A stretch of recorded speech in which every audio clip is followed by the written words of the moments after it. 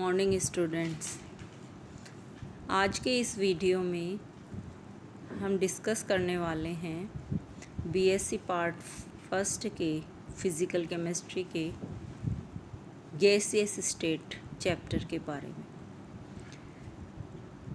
देखिए, जितने भी सब्सटेंसेस नेचर में पाए जाते हैं उनकी फ़िज़िकल स्टेट को हम देखें तो कुछ ऐसे सब्सटेंसेस होते हैं जो सॉलिड स्टेट में पाए जाते हैं, कुछ ऐसे सब्सटेंसेस होते हैं जो लिक्विड स्टेट में पाए जाते हैं और कुछ गैसियस स्टेट में पाए जाते हैं। पदार्थों की अलग अलग फिजिकल स्टेट्स किस कारण से होती है? पदार्थों की फिजिकल स्टेट डिफरेंट होने का कारण है उनके जो इंटरमोलिक्यूलर फोर्सेस होते हैं उनकी मात्रा। यदि कॉन्स्टिट्यूएंट पार्टिकल्स के बीच में इंटरमोलिक्यूलर अट्रैक्शन फोर्सेस बहुत कम होंगे तो मॉलिक्यूल्स या कॉन्स्टिट्यूएंट पार्टिकल्स दूर दूर होंगे, अत्यधिक डिस्टेंस पर होंगे, जिसके कारण पदार्थ गैसियस स्टेट में रहेगा।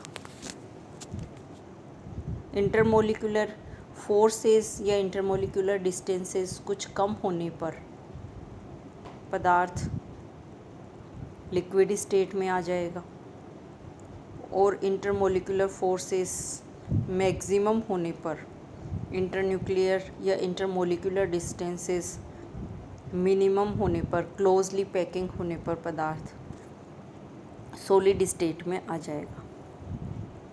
इस चैप्टर में हम पदार्थ की मैटर की गैसियस स्टेट के बारे में पढ़ेंगे। गैसियस स्टेट्स के बारे में हम देखें, गैसेस दो तरह की होती हैं, ideal gases and non ideal gases. Ideal gases वे होती हैं जो किसी भी टेम्परेचर और प्रेशर पर आइडियल गैस समीकरण, जो कि PV = nRT है, उसको ओबे करती हैं, वे आइडियल गैसेस होती हैं। लेकिन हम सभी जानते हैं आदर्श स्थितियां मिलना काफ़ी मुश्किल हैं, अतः वास्तव में आदर्श गैस जैसी कोई गैस एग्जिस्ट ही नहीं करती है, यह केवल और केवल इमेजिनरी होती हैं। नॉन आइडियल गैसेस वास्तव में non ideal gases ideal gas equation का पालन नहीं करती है नॉर्मल टेम्परेचर और प्रेशर पर। लेकिन अगर नॉन आइडियल गैसेस के लिए प्रेशर को बहुत कम कर दिया जाए और टेम्परेचर को काफ़ी अधिक बढ़ा दिया जाए तो वह आइडियल बिहेव करने लग जाती है, आइडियल गैस इक्वेशन को ओबे करने लग जाती है। और सामान्यतः सभी non ideal gases low pressure and high temperature पर आइडियल बिहेवियर शो करती हैं। गैसों के टेम्परेचर, प्रेशर और वॉल्यूम के बीच में जो इंटर रिलेशन होते हैं उनको कुछ साइंटिस्ट्स ने अपने नियमों के द्वारा दिया था। फर्स्ट है बॉयल्स लॉ, जो अपन छोटी कक्षाओं में भी पढ़ के आए हैं। बॉयल्स लॉ क्या कहता है कि कांस्टेंट टेम्परेचर पर किसी भी गैस की निश्चित मात्रा का वॉल्यूम उसके प्रेशर के इन्वर्सली प्रोपोर्शनल होता है। दैट मीन्स अगर वॉल्यूम बढ़ाया जाएगा तो प्रेशर डिक्रीज़ हो जाएगा और प्रेशर को बढ़ाने पर वॉल्यूम डिक्रीज़ हो जाएगा।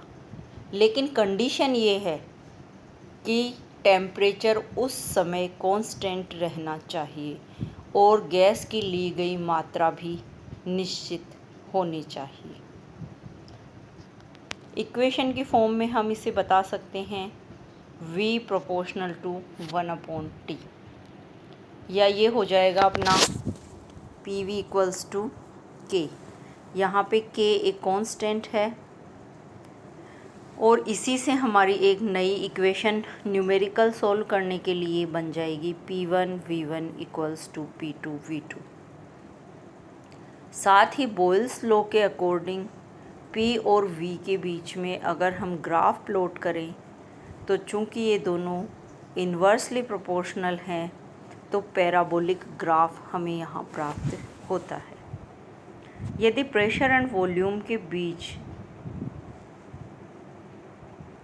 कर्व हमने बनाया है, ये पैराबोलिक या पैराबोलिक कर्व है और चूंकि यह कर्व कांस्टेंट टेम्परेचर पर हमें मिला है इसलिए इसे आइसोथर्म कर्व कहते हैं।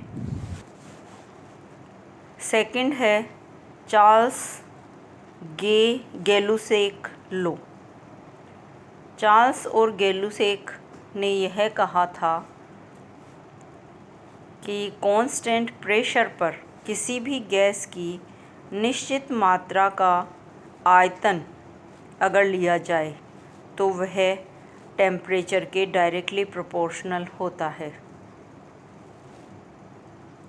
अगर टेम्परेचर बढ़ाया जाएगा तो वॉल्यूम भी बढ़ेगा, अगर टेम्परेचर को कम किया जाएगा तो वॉल्यूम भी कम हो जाएगा।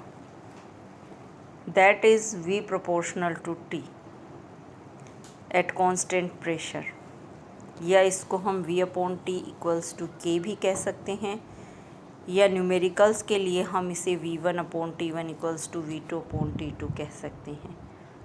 V एंड T के बीच में यानी वॉल्यूम एंड टेम्परेचर के बीच में कांस्टेंट प्रेशर पर अगर हम ग्राफ प्लॉट करें तो वह एक स्ट्रेट लाइन ग्राफ होगा।